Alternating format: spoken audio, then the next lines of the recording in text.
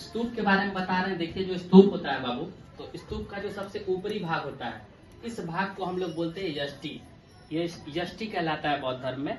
ये यष्टि जो होता है, इसको ईश्वर का स्थान माना जाता है। यहाँ पर ईश्वर का वास होता है या ईश्वर का स्थान माना जाता है बौद्धिस्टों में या बौद्ध धर्म में।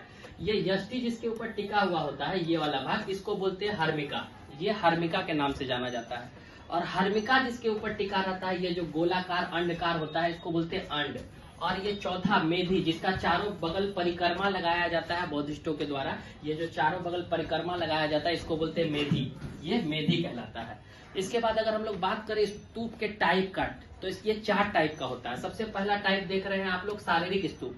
शारीरिक स्तूप ऐसे स्तूप को बोलते हैं जहां पर बौद्ध धर्म से रिलेटेड जो संत होते हैं या महात्मा बुद्ध, उनके शारीरिक अंग को, जैसे नाखून हो गया, उनके बाल हो गया, अस्थि कलश हो गया, इन सभी चीजों को जहां रखा जाता है उसको बोलते हैं शारीरिक स्तूप। इसके बाद दूसरा जो आता है बाबू, होता है पारिभौतिक स्तूप।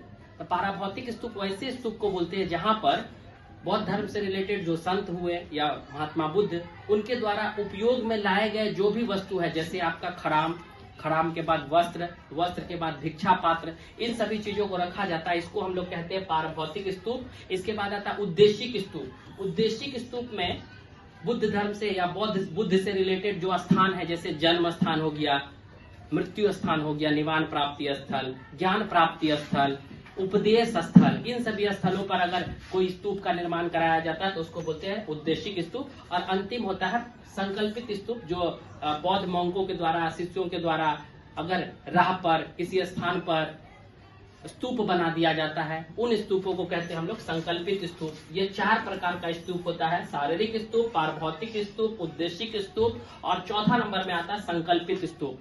अगर बात करें सबसे बड़ा स्तूप का, तो वो सांची का स्तूप है सबसे बड़ा स्तूप। उसमें महात्मा बुद्ध अगर बोलेंगे, उनके अस्थियों को 8 भागों में बांट करके एक भाग को सांची स्तूप में भी रखा गया है।